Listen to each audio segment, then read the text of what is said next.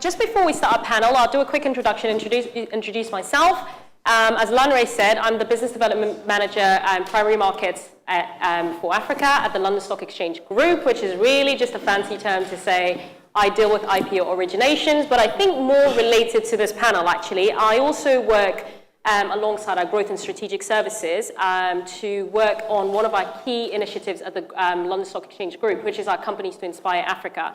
We basically have compiled, I guess, what is probably one of the biggest data sets of high growth SMEs on the African continent doing really inspiring things. And I promise you that I did not deliberately do this. It happens to be that Asoko Insight, Obi from Asoko Insight is sitting here, and those are data partners on that project, but I'll let Obi actually talk a little bit about that. So now onto the panel, just in terms of the way I want to run this, given that it's the end of the day, I think as much as we want to hear from our panelists, I'm going to open up to interactions from the audience. So as we continue to speak, if you do have a point that you want to our audience, our panelists to clarify, or you do have a question related to something that they said, please do put your hand up. I will pull you into the conversation very, very early on.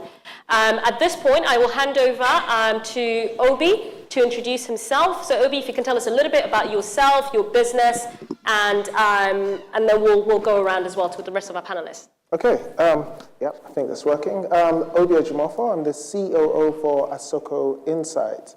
Now, to understand Asoko Insight, you can look at it in this way.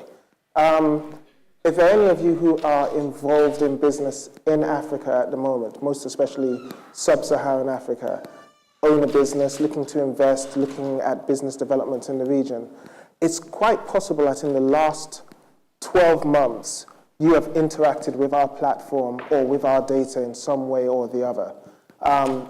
We provide and secure and discover and pull together corporate data sets on private businesses right across the sub-Saharan African region.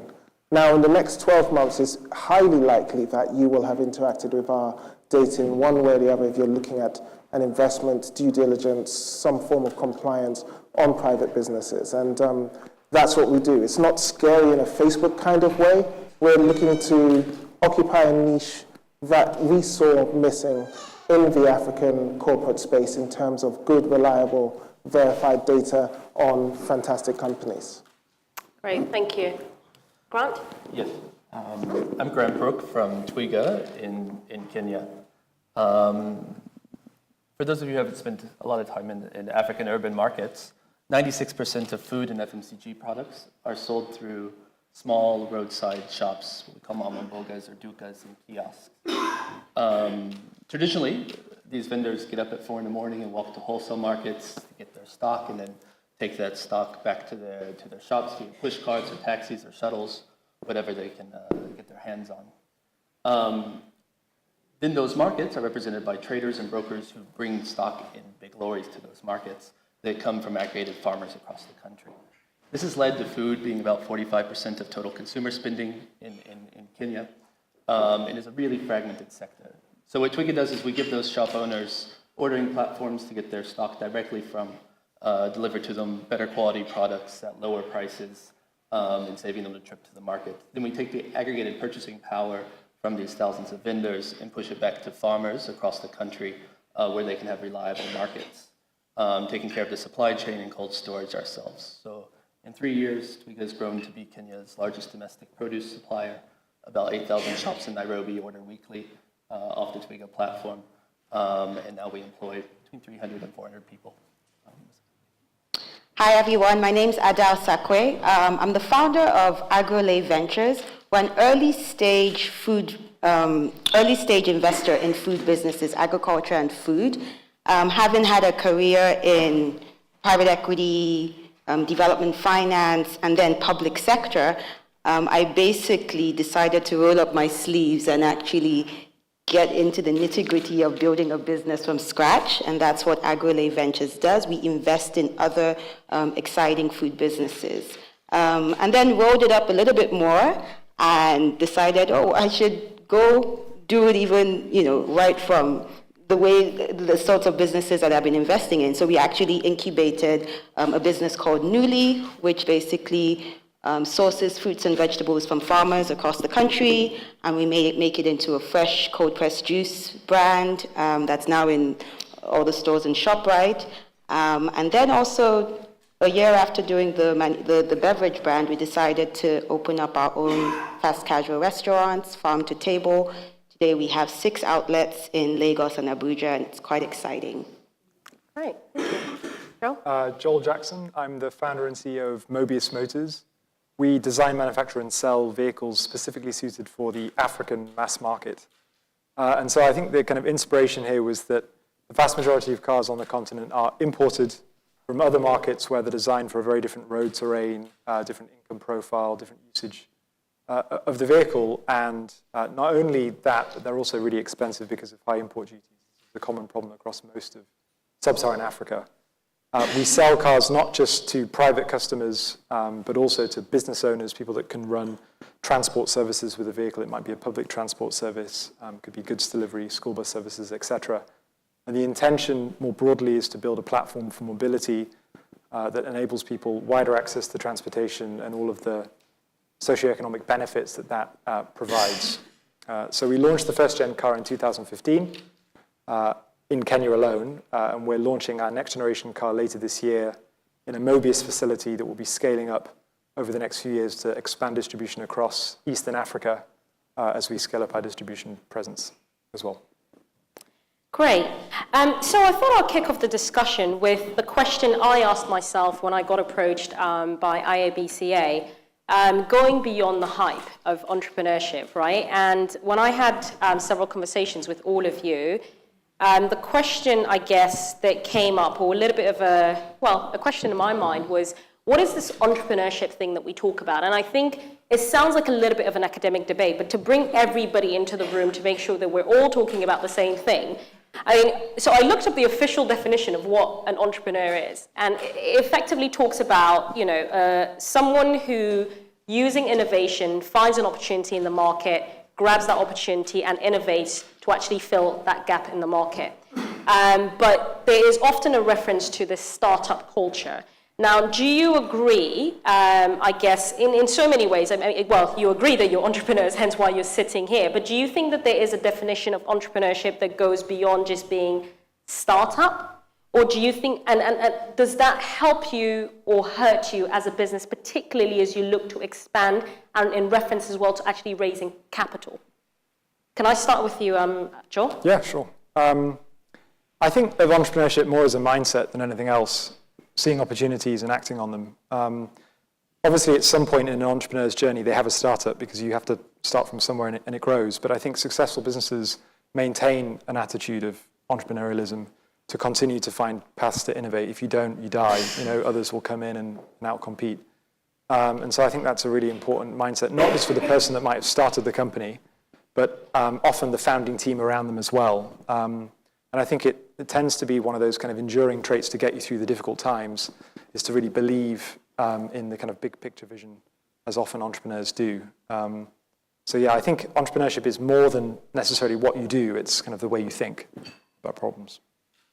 Okay, so that's an interesting point, and Ada, if you could pick this up. So I guess underlying kind of what Joel said is this notion that there is, if you're innovating or if you're doing something very differently, it means that somebody isn't thinking differently and you've eaten someone's lunch, right? We heard this earlier on. So I want to pick up on because you mentioned that you started in private equity, and the fact that you decided to then jump and do your own thing. Was there something that private equity in Africa, and I apologize, there might be private equity people in this room, and in which case you can put your hand up. Was there something in the industry and the way they operated in Africa that made you think, actually, I'm going to go do something different and eat your lunch? Absolutely. Having been in this space, and this was back in 2012, I had started getting frustrated. I had worked at the African Development Bank where I was finding folks to invest in. So as an LP, investing in private equity funds in Africa. And then I had worked in a private equity fund, both with Actis and then Coamo Capital, where we were raising funds to invest in Africa. So I'd seen both sides. And I just kind of got frustrated at the fact that everyone was going around trying to raise a big fund, let's deploy this capital. And typically when an entrepreneur would go up to them and ask, oh my gosh, you're doing stuff for Africa. I have this business, this is what we're doing. They say, okay, how much do you need? Oh, I just need about $500,000, or I need about $50,000 just to kind of move. They say, oh, sorry, no. We only do $50 million minimum ticket sizes.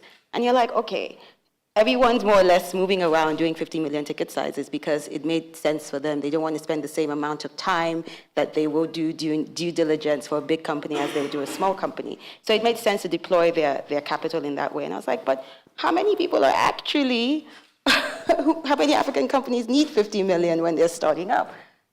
So I found that too much money was chasing too much capital, too much money was chasing too few opportunities on the continent. Not enough people were going out to build businesses, and specifically, not enough was going into the earlier stage in terms of the needs, the capital needs of entrepreneurs. Until today, not enough venture capital funds exist on the continent, unlike other countries where that's kind of a norm. You have the VC and you have the private equity. We kind of, our fancy words of leapfrog, and then we went straight to private equity, and then we have this problem, because today private equity funds are stuck, many of them. If you are not an early mover, they're selling to each other. Somebody needs to do an exit, and he says, hey, you need to find a deal. I'll sell it to you at 3 times. Your entry valuation is 3 times, whatever. And then entrepreneurs are just kind of stuck. So that kind of pained me. And then secondly, obviously, I had been in the agriculture space working in the government in Nigeria. I had seen issues about the fact that Africa was importing over $40 billion worth of produce that we could otherwise be producing locally, and I couldn't understand it. Our food import bill was so high. So how do we kind of change that? And for me, it was about value addition. It was about creating, doing stuff in terms of processing and ensuring that we were doing the right stuff. So bringing that together, that's how I more or less started Agrolay. It's like, let's do early stage stuff, but let's look at those food entrepreneurs who are thinking differently and innovatively about agriculture. Is there anyone in this room who is in private equity that wants to actually respond to that comment? Because I've heard this so many times, and I've heard some of the well-established PE firms on the continent say, actually, this is, it's not true. We're not chasing too few deals. And I'll be interested. I mean, in the spirit of debate, if there's someone that actually wants to sort of push back on that point, any hands? Oh, okay. They all agree. Are there clearly some people who agree with you? And okay, let me bring you, Grant, into this discussion around, these big ticket deals. And sorry to put you on the spot here. I'm interested in sort of, fine, when you started Twiga Foods, did you find that it was easy for you to raise financing, or were you bootstrapping because investors on the African continent wanted their 50 million big ticket projects? Or maybe you started with $50 million, I don't know. Yeah. No, we didn't start with $50 million. We started with myself and my co-founder's money. And he had a bit more money than I had. And I think it took us, from the day we started, it was about 12 months later that we raised our first venture capital funding. And to your point, I think the people that invested at a $5 million pre then are really happy now. 3 years down the line. Up the value chain to the big ticket check writers. So there's lots of money to be made downstream. For us,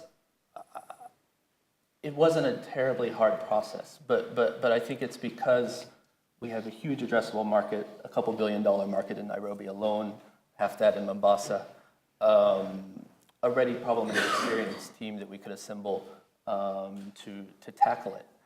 So there were a lot of advantages lined up in our favor going into it.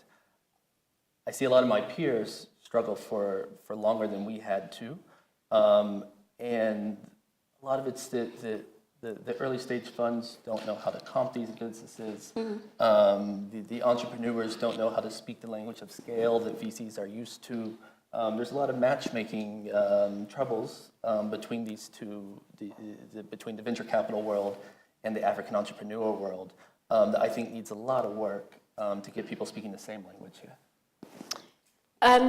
Obi, Asoko Insight, I mean, what you're doing cuts across a lot of the challenges that these guys are talking about. Do you think that with better data, that I guess allows investors to, in a very quick way, assess the credibility of the companies? Because effectively what you're doing is building this database, and there's a level of checks that happens behind the database. So if I go on the Asoko Insight portal and I look at the company, I know that there's a certain degree of credibility behind it. Do you think that that would help what Ada has talked about in terms of bridging the gap between the entrepreneur and the investors? So if I take quick out of the statement, definitely.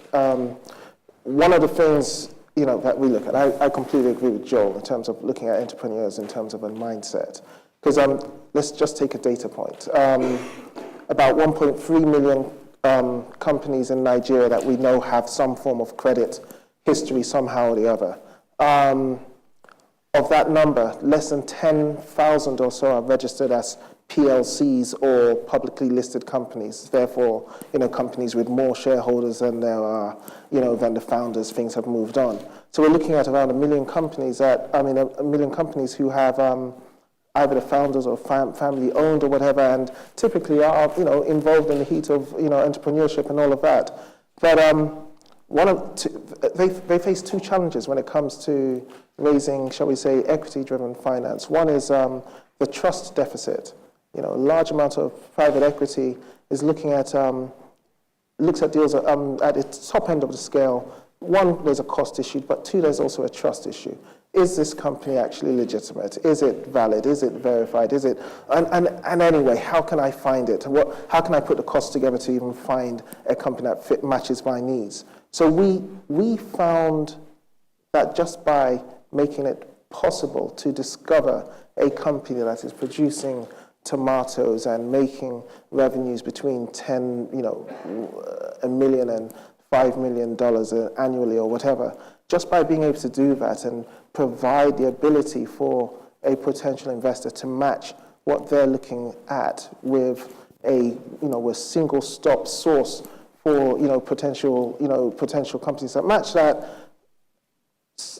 met a need, but it doesn't meet all needs. I mean, even after discovering a company, an investor wants to ensure that there's confidence that this company is run well, that it's legitimate, that there aren't any issues around ownership. And so for us, the need has to be met in a number of ways. It's not just being able to say, look, here's a list of companies. It's here's the ownership structure. Here are all the different types of relationships between an owner and other companies or other businesses that may exist.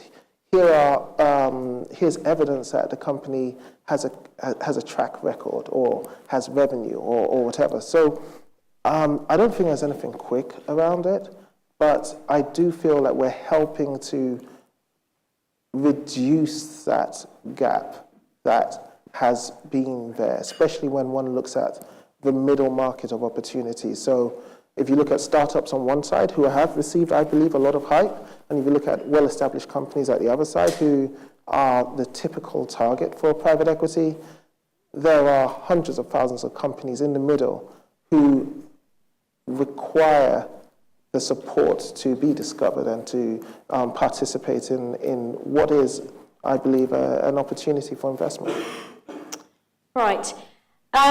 So I want to bring it again back to this question of innovating. So in so many ways, all of you in this panel have got a degree of first mover advantage. I'm thinking about you, Grant, and you, Joel. Now, it's great because you've opened up a sector or a segment, but it means that somebody else, because you've done it, because you've done the pushing of the doors, somebody else is going to come right behind you.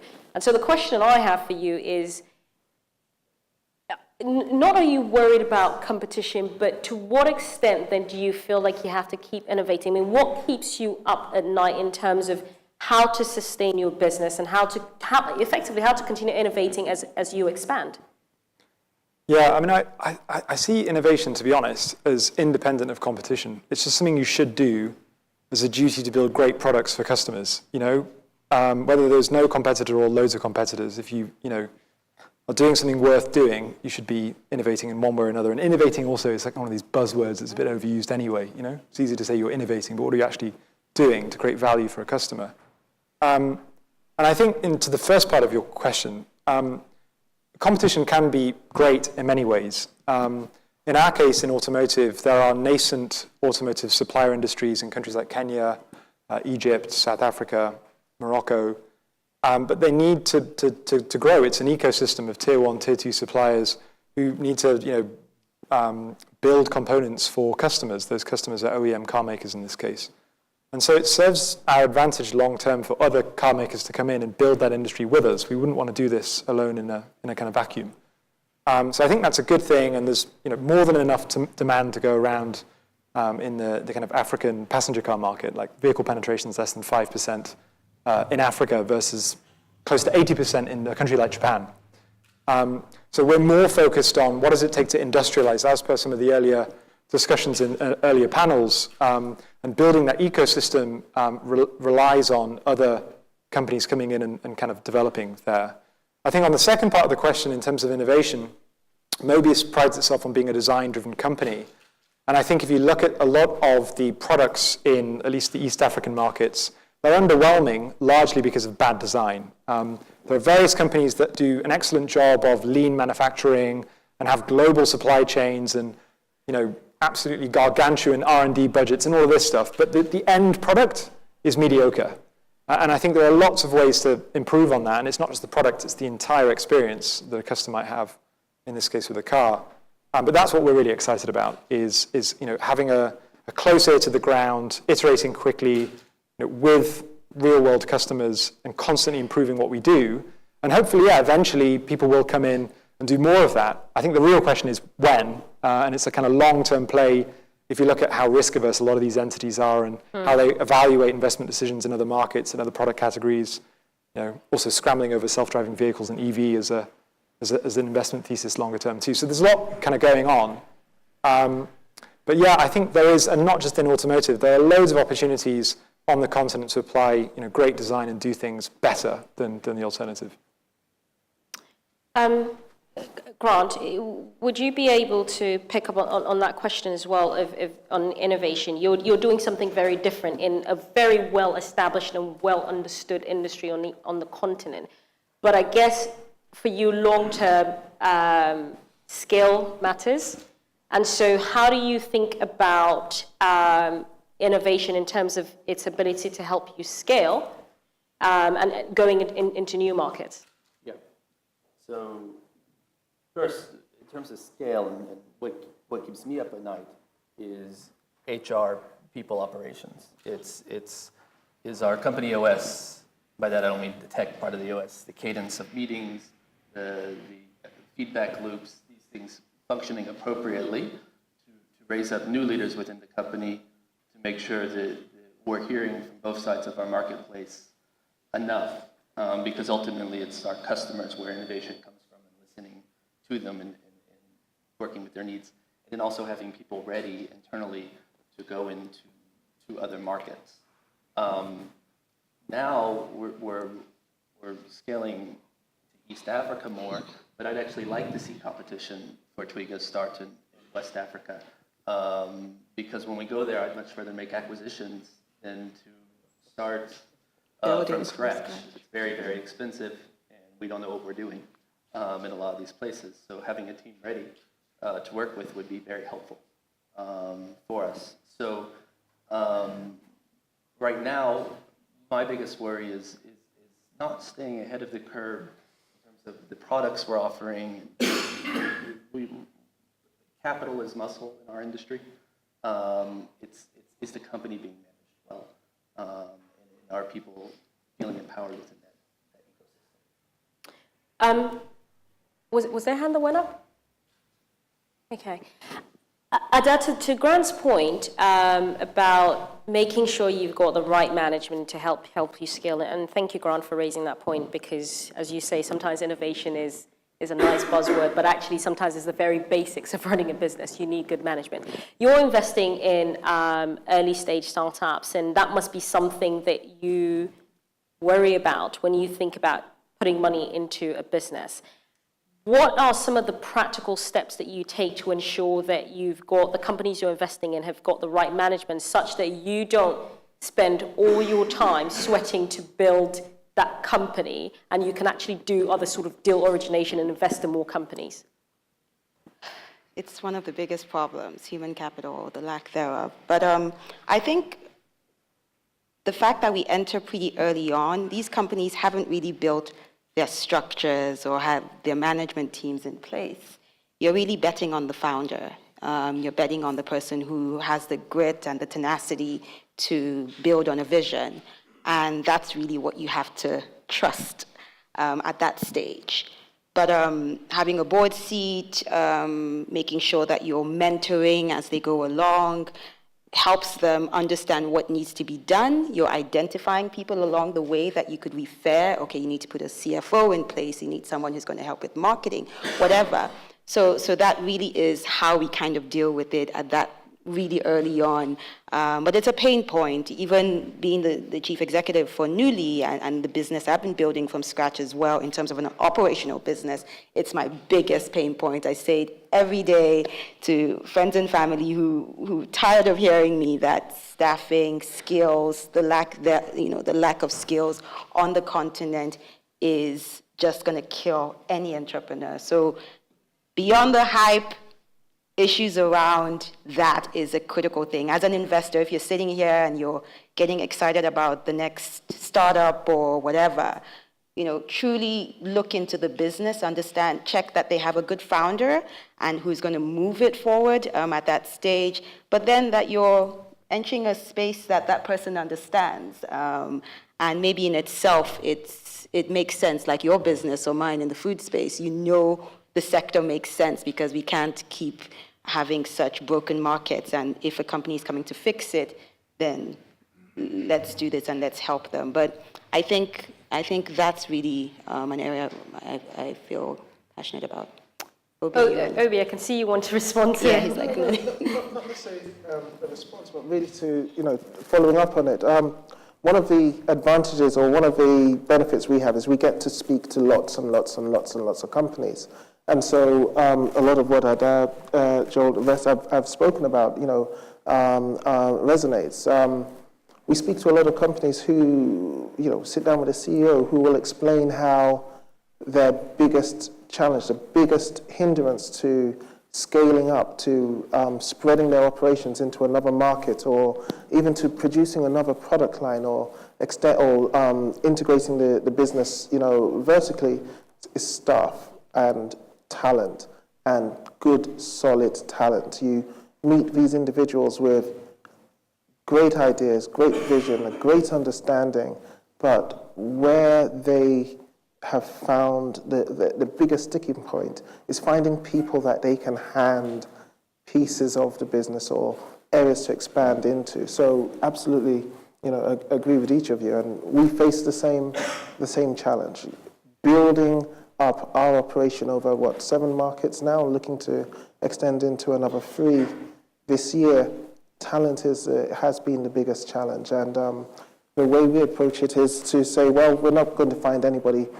We're not going to find people who are perfect for the job, so we're going to find somebody who's as close as possible, has as much passion as we have, and then we train them and develop them into that person that we're looking for.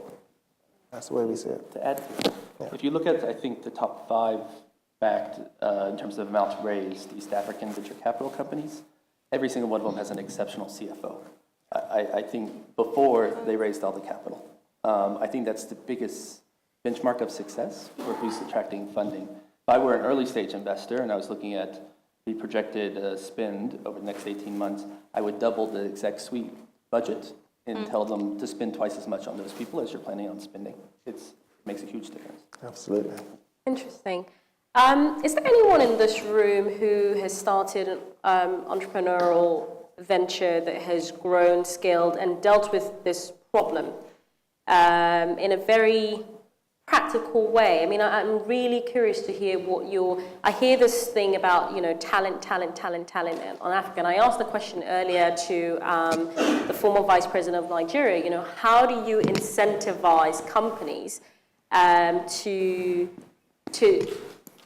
to create jobs, but also to nurture talent? Because if we do have a talent gap, fine, it's all nice that the diaspora can come back, but at the end of the day, there's still people on the continent that need those jobs. Like, how do you nurture that? If there's someone who's had experience in there, I would really be curious to hear how you've done this in a practical way. I can see the gentleman with his hand up.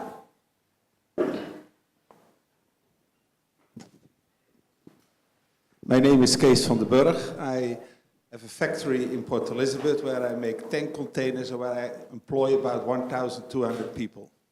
An excellent factory. We're number 2 in the world. We're very innovative. Our only competition is Chinese, and that's tough, I can tell you, but still we survive. You must be, I agree with you, an entrepreneur. You're born an entrepreneur because you want to be different. You don't want to work for somebody else because you think you can do better. If that's in you, you can be an entrepreneur, but you will come to all the different phases of the growth of the theory of a firm. Well, you will find out you have to have different departments and so on, so you need to be more educated to grow. How do I find in my factory? When I go to South Africa, to Port Elizabeth, about 6 times a year, I work for at least 1/3 of the time in the factory. I talk to the workers, because often it's difficult, if you have a good idea, to get your management to do it. Because your management, you're just a bother, they don't have time for it. So if I discover sometime a person, which let's call him a maverick person, comes with a good idea, then the next board meeting, I met John, what a great guy. And then, without too many words, he's protected. And they're going to help him. And if he's successful, because next time I visit the company, I go to John. And then he creates a compelling group of people around him who see that you can make a difference if you have a good idea. And you can make a promotion. And that you have to do as the entrepreneur yourself. Because it's not given that many organizations, they like somebody who is more clever below to work under them. But an entrepreneur, for me, is just, hey, I want to grow the company and be successful. And this in Africa, and I love, it's direct, very direct, because in the Western world it's more complex. Because in Africa they know I'm right. In the other world's parts of sometimes they think they are right. Okay, the truth is a bit in the middle. But I used to do business over the whole world. I had 17 factories, nearly 500 million turnover, which I sold 10 years ago to a Chinese company, CIMC. And the competition authorities didn't allow them to take my tank container division. Now I'm number 2 in the world in the tank container production in South Africa, downstream production. There's South African stainless steel, South African cladding, South African insulation material. I think that about 75 to 80% of my purchase of raw material comes from South Africa. But still, you need to be passionate. It's difficult to find good people, and in South Africa, especially with BE. And I told them, some people, I think it's stupid. It's discrimination. And if you need open heart surgery, would you want a black, yellow, or a green surgeon? I would opt for the best. So as an entrepreneur, I only want the best people. I want to take the positions where I am confident they do good. And that is a hamper. If you say, hey, I cannot hire the best because I have to do something else. Okay, thank you very much for that intervention. And I could see, Adele, you want to respond to that, did you? No, not really. Okay. Well, was there someone who wants to, because what I heard was a very interesting point about, and it draws me back to earlier panels that we had around inclusion, right? So I hear you, as an entrepreneur, you want to get the best talent out there on the market.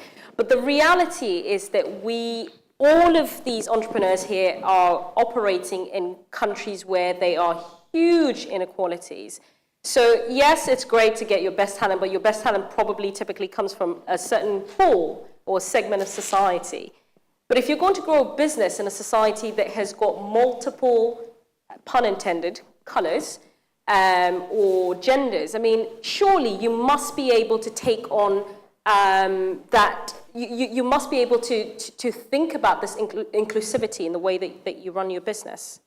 Right? I mean, and you don't have to respond to that. We can pick up this debate afterwards. But and just on that point on inclusivity, we're talking earlier on about fundraising and those who've raised money and our views as entrepreneurs. I kind of think of myself as a female entrepreneur, and the fact that even the data shows it that the mean capital available for entrepreneurs is 2 times higher for men than it is for women. And you look at in the US, $58 billion was raised for venture capital last year. Only $1.5 billion of that went to female founders. So it is something that we face, and it's a reality. And it's something that I believe, yes, we may throw out stuff around, only the best. I can say I'm one of the best, right? I have the education, I have the experience, public, private sector, everything, PE, venture capital, government, whatever. I can throw it out there, but I know the case I have to make every single time I'm being put in front of an investor, a potential investor, and how they grill me versus when I was sitting on the other side and I would see a male founder and how he was grilled. And the fact that, I don't want to kind of make it into a gender issue, but it's just a reality, and I hope that everyone kind of understands this so we can be more deliberate and more conscious when we are meeting people on the ground who are entrepreneurs building things. It's a challenge. I think it's also important to distinguish when it comes to talent and the challenge around talent. My reference is not so much to a lack of good talent. My reference is more to the challenge around developing or getting good talent. And for me, it's not really a decision between hiring the best or hiring inclusive. I think every company needs to be able to hire resources who have a clear, in-depth, on-the-ground understanding of the market within which they're operating. I think that's more important than almost anything else. Having that affinity is more important than anything else. And so for me, the talent challenge is more about developing talent to what you're looking for and to what you need, and then retaining that talent. Because one of the biggest challenges we face is once you've gotten somebody to the point at which they are producing, doing what you need, the next thing you know, there are people looking to poach them, right? And so one of the things we try to do is we don't poach in market. We look to build talent up, and we accept that they may move on, but it's talent development and talent retention less than, shall we say, going out and trying to get the best. That's kind of how we see it. And it takes more resource than one would normally want to use, instead of going out and poaching and headhunting or whatever. But at the same time, we feel that in that way, we are also building up the ecosystem. So, and that we feel is also just as important. Great. Yeah.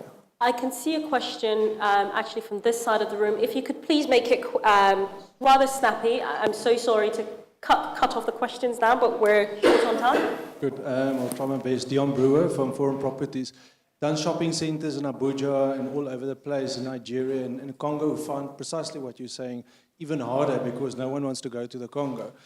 But what I found very valuable, and I'll bring it back to the question, is mentorship. I've got a great mentor in America, JP74. I've got a guy that was the right-hand man to Whitey Basson at ShopRite. I've learned a lot from mentors. Have you guys experienced the same, and is that older mentors for you better, or do you go with younger mentors?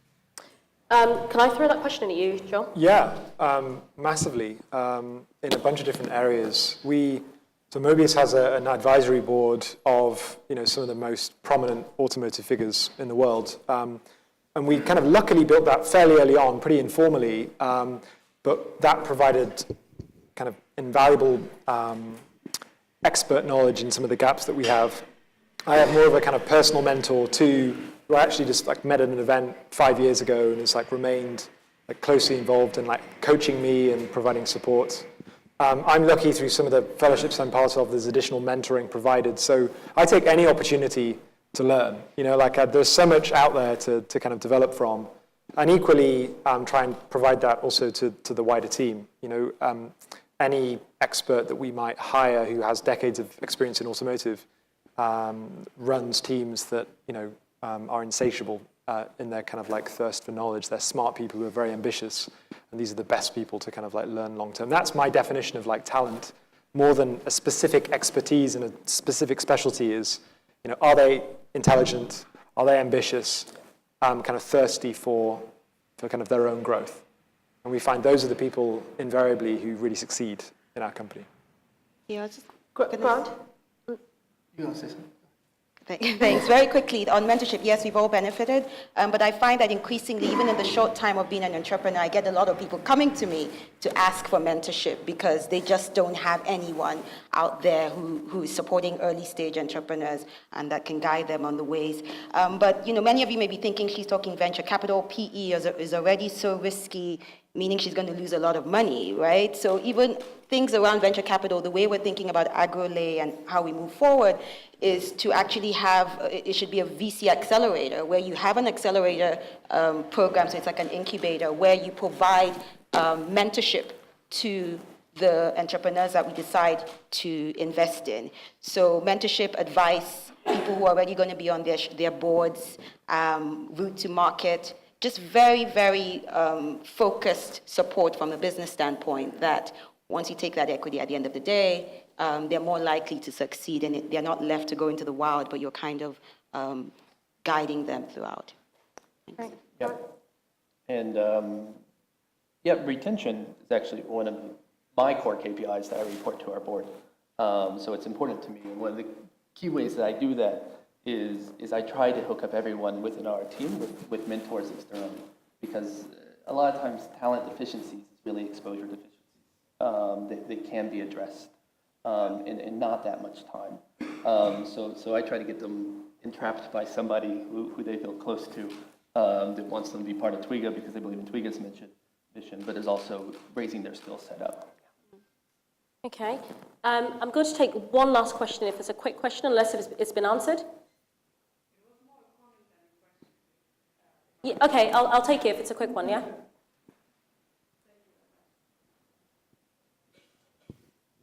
Yeah, I just wanted to also stress a little bit the training of and finding talents is very important. But what we do as development bank, we also support our clients in identifying skills gaps in the company on a lower level, and then developing training systems. And we call it business support program because we feel it's very, very important to offer in addition to financing all the training program. That was just a little bit of advertisement for the German Development Bank. Thank you very much. Actually, that's a great segue to what I wanted to say. I mean, one of my kind of key takeaways from all of this is that there is really, as much as we want to grow businesses, if we want to do that, there's really an opportunity to provide mentorship. And there's I can see a lot of experienced business people in this room. So if there's something that you really think you can put your efforts into, take up that role of mentorship. I mean, I know it's benefited me in my business, and I'm sure you guys have all confirmed that it's benefited you. So please, to anyone in this room, as you think about growing your businesses, also think about how you put the right mentorship structures in there. And I'm going to close the panel now by asking each of you a question that I asked you when I spoke to you last week and when I spoke to you earlier today. All of you are operating in a particular sector on the African continent, but I guess you started your businesses because you saw a gap in the market, and you might be filling that gap by operating in a particular sector and putting out a product or service there. But if you think about Africa's grand challenges, right, around infrastructure or job creation, how does your vision as a company fit into that grand vision? I mean, what is the big challenge on the African continent that you feel you're solving for, even if you're selling cars or providing a marketplace or providing funding or providing more data? I mean, is there a sort of grand vision that your company fits into? And I'll start with you, Obi, as a closing point. Yeah, okay, yes. Our grand vision, more data. No, it's really about achieving that level of transparency, that level of discovery and transparency on the African corporate ecosystem that is, expected anywhere else in the world. And that's our mission. We've got a long way to go there, but solving it and putting the pieces together, it's a gigantic 1,000-piece jigsaw puzzle, but getting there has actually proven doable. When we started, we thought it was this big, hairy, audacious goal that maybe we cannot reach, but the pieces are out there, the ingredients are out there. Now, for us, it's all a case of how can we manage our own expectations and the expectations of our clients, which are way ahead of where we are, being able to stay focused and taking each piece of the puzzle at a time. So 20 to 30 years from now, Asoko Insight will judge you on the level of transparency and accountability on corporate data. That's my summary of what... 3 to 4 years. 3 to 4 years? That's what we're saying. Everyone heard it here. Grant? Yeah, so food is eating African economies. So if you look at it, Kenya, our inflation rate's 8%. The food inflation rate's 14%. Food is almost half of consumers. All of inflation is just food costs. In Nigeria, it's worse. That's money, disposable income, that can't be spent on everything else that needs to grow the economies. So where I'd like to see Twiga fitting into this puzzle is our foundational job is to solve the fragmentation of the marketplace, which is the driver of this inflation. It's the 5 to 7 middlemen between farm and market. For generations, fragmented marketplaces were a problem in economics. The last 20 years of Silicon Valley tech made them a big competitive advantage. eBay brought thrift shop traders onto a single platform. Uber, people with vehicles and taxi drivers onto a single platform. If we can get this marketplace defragmented, we can start to tackle the broader economic problem of food pricing on the continent. So how many years are we judging you on this? Success? 5 to 7 is... 5 to 7. Fantastic. Adam? For me, I kind of think about the fact that the global food, packaged foods industry is worth about $3 trillion. But you go out here today and walk over to Tesco's or Waitrose and you don't see one made in Africa pasta or tomato sauce or whatever on the shelves. That bothers me, that we're not yet with the 84 million hectares of land, largest population, things like that. So for me, it's about how I'm going to be at the forefront of building a global brand, food brand, that uses solely locally grown agricultural produce, but building these brands to global standards so we can more or less take Africa to the rest of the world in a big way and tap into this humongous industry that's actually the leading industry in the world. And I'm going to ask you the same question I asked Grant. 10 years. 10 years. If I can get capital in the way I want to, maybe 5. All right, 5 to 10 years. Joel? Yeah, I'd say probably 2 things, catalyzing industrialization and catalyzing mobility. I think they're both absolutely profound to kind of long-term development, and they're both fully kind of within our wheelhouse as a kind of vision-aligned company. On industrialization, it came up a lot today, but it's more than just one company producing stuff. It's an ecosystem of our suppliers. It's the underpinning infrastructure that supports that. It's government policies that are aligned to accelerating industry. But we think if we can kind of demonstrate that at reasonable volume in East Africa, the same model can apply in many other parts of the continent, but also in many other industries. These are universal things. If you look at the growth of most Western economies, at some point they were built on a manufacturing backbone. It creates a stable kind of economic output. And on mobility, transportation, I think, is one of these things that tends to be overlooked by, particularly the kind of impact sphere, provides access to education or healthcare or markets. These are also fundamental development catalysts long term. And we think, in much of Africa, there is latent demand for small-scale transportation in rural and peri-urban areas where, bus networks aren't as efficient as they would need to be, or rail transit isn't available, last-mile distribution, this kind of thing. And I think Mobius has a meaningful part to play in that picture as well, and the kind of long-term socioeconomic development it can create is huge. So those would be the two things I would say. Right. Time frame on how we judge you on that success? I mean, yeah. Well, so I would say 5 years as a hopelessly optimistic entrepreneur, but I've learned to double all estimates, so 10 years, I would say, probably. Great. All right. Well, I have to end the discussion here, but thank you so much to our entrepreneurs. Guys, if you could join me and actually thank them very much. And lastly, it would be amiss of me to say that these are guys growing some incredibly powerful companies on the continent. You heard it here, you heard the numbers, you heard the aspirations, you heard the time frame. If you're an investor, please catch them after the session to speak to them, because I'm sure they probably have capital raising plans in the near future. So thank you very much again for sitting in on this panel discussion.